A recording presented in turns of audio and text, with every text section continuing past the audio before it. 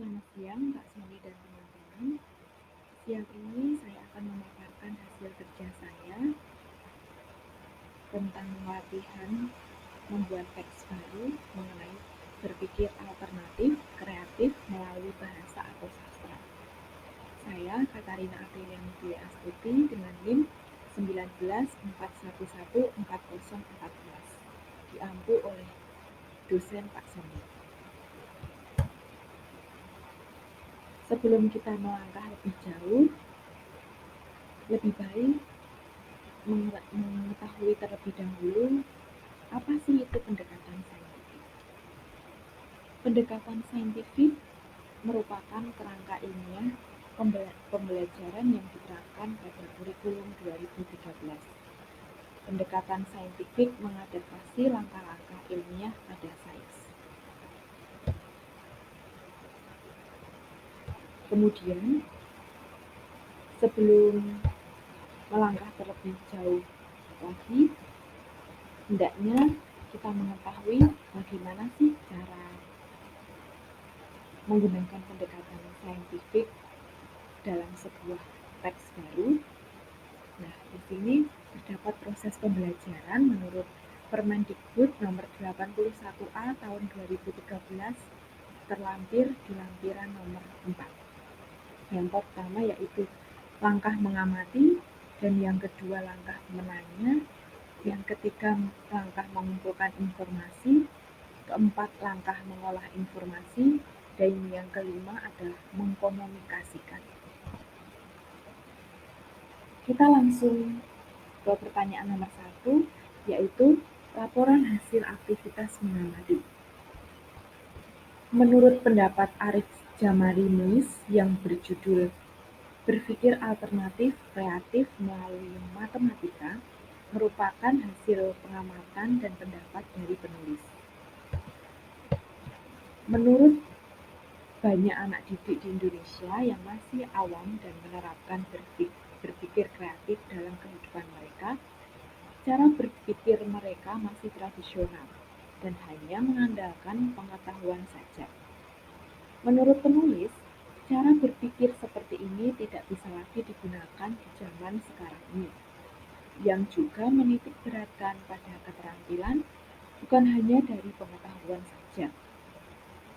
Siswa harus diajak berpikir kreatif, inovatif, dan kritis untuk memecahkan masalah dunia. Satuan pendidikan memegang peranan penting dalam mendidik peserta didik untuk berpikir kreatif dan inovatif guna mempersiapkan masa depan bangsa. Mata pelajaran matematika dapat menjadi wahana bagi siswa untuk berpikir kreatif dan inovatif. Model pembelajaran HOTS, siswa dituntut untuk mencari alternatif jawaban dari setiap pertanyaan, sehingga siswa tidak hanya terpaku pada jawaban mana yang benar dan mana yang salah. Guru juga merupakan salah satu kunci keberhasilan proses pembelajaran. Guru harus memahami posisi dan kewajiban mereka untuk membantu calon masa depan bangsa dan negara untuk mencapai tujuannya. Hal ini juga membantu guru mempersiapkan model pembelajaran yang lebih inovatif agar masa depan pendidikan dapat terjamin. Berlanjut ke pertanyaan nomor 2, yaitu laporan hasil aktivitas bertanya. Dari hasil pengamatan dan pembacaan opini tersebut, saya menyadari ada beberapa pertanyaan yang dapat menjadi sebuah persepsi baru. Berikut pertanyaannya. A. Bagaimana peran guru mata pelajaran bahasa atau tenaga pendidik di Indonesia untuk mempersiapkan lulusan yang kreatif dan inovatif? B. Apa saja keterampilan yang diperlukan siswa untuk menghadapi tuntutan zaman? C. Bagaimana cara melatih kemampuan berpikir alternatif kreatif melalui bahasa atau sastra?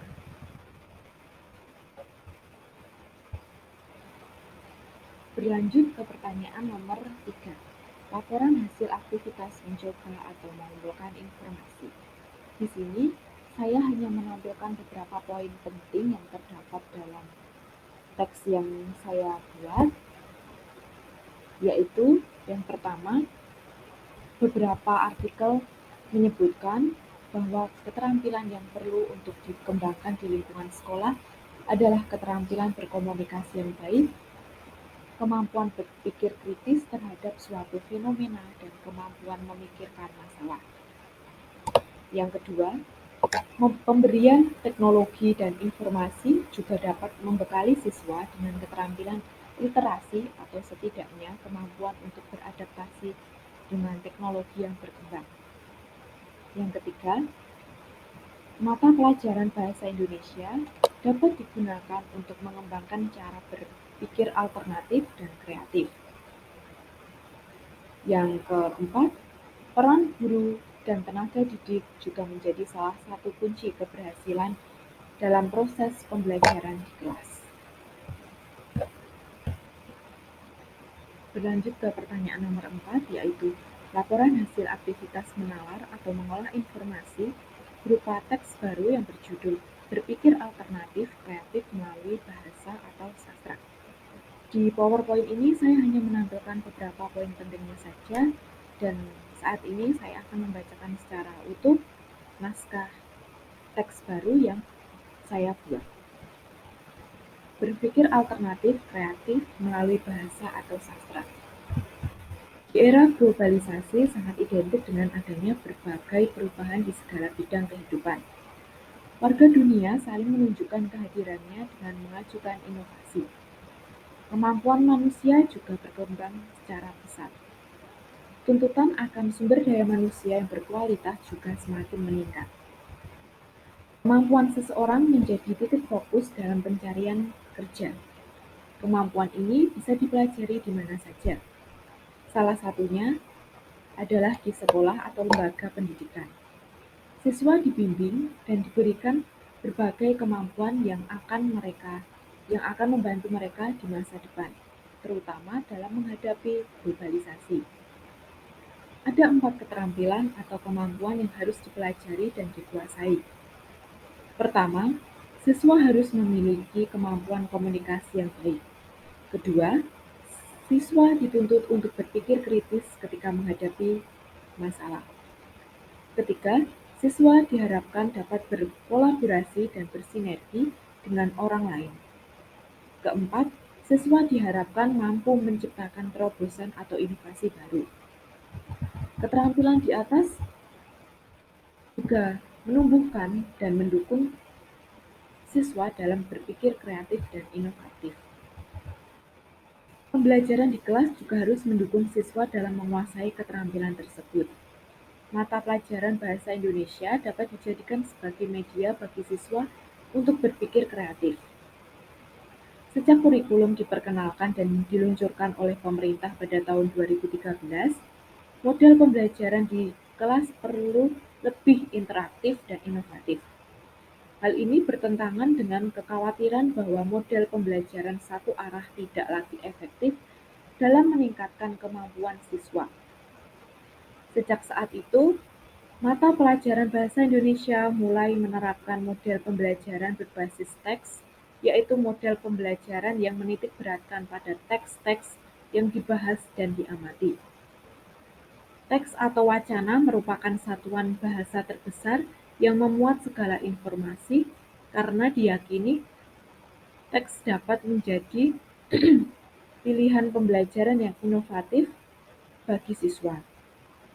Secara umum, kegiatan yang akan dilakukan siswa akan dimulai dengan memahami jenis atau bentuk teks, kemudian membuat atau merekonstruksi jenis teks tersebut. Jika dikategorikan lebih rinci, kegiatan pembelajaran berbasis teks mencakup 5 kegiatan. Contoh aplikasi dalam bidang bahasa dengan materi teks eksplanasi. Pertama, siswa dihadapkan pada teks eksplanasi di mana mereka akan mencoba mengidentifikasi informasi atau isi yang terkandung dalam teks tersebut. Kedua, meminta siswa untuk menelaah struktur teks eksplanasi. Siswa menyusun bagian-bagian teks dengan memperhatikan struktur teks yang terdiri dari beberapa pernyataan umum, penjelasan satu baris, atau penjelasan atau kesimpulan. Yang ketiga, siswa diminta mengidentifikasi unsur kebahasaan dalam teks eksplanasi. Dan yang keempat, siswa dipersilakan untuk mengoreksi unsur kebahasaan yang dirasa kurang tepat. Kelima, siswa dipersilakan untuk membuat artikel dengan jenis yang sama dengan topik yang berbeda. Tahapan kegiatan sekolah dapat menumbuhkan dan mengasah siswa dalam berpikir kreatif. Siswa dapat menggantikan pemikiran melalui proses mengidentifikasi unsur-unsur bahasa yang mereka anggap tidak pantas. Siswa dapat memilih dari berbagai alternatif pilihan untuk memperoleh teks yang baik dan benar. Pada saat yang sama, sesuai dengan minat dan hobi mereka, mereka dapat membuat artikel dengan jenis yang sama dan tema yang berbeda, serta melakukan pemikiran yang inovatif dan kreatif. Selain itu, siswa dapat berpikir kreatif dari topik yang dibahas dalam teks, dan guru juga berperan penting dalam keberhasilan proses pembelajaran. Guru adalah fasilitator dan mediator antara buku teks dan siswa. Di era globalisasi ini, guru dituntut untuk menata dan mengaktifkan pembelajaran yang imajinatif, kreatif, dan inovatif agar pendidik tidak ketinggalan zaman. Guru bahasa Indonesia dapat menyesuaikannya dengan memilih topik teks sesuai dengan masalah yang sedang dibahas. Selain itu, media pembelajaran dapat menggunakan media digital yang sudah dikenal siswa. Jika semua komponen di atas berhasil dengan baik, kualitas sumber daya manusia di Indonesia pasti akan meningkat dari waktu ke waktu. Proses ini tentunya bukan hal yang mudah, tetapi saat melaluinya kita bisa saling belajar dan berkembang. Oleh karena itu, pendidikan dapat dianggap sebagai fondasi dasar keberhasilan manusia untuk meraih kesuksesan.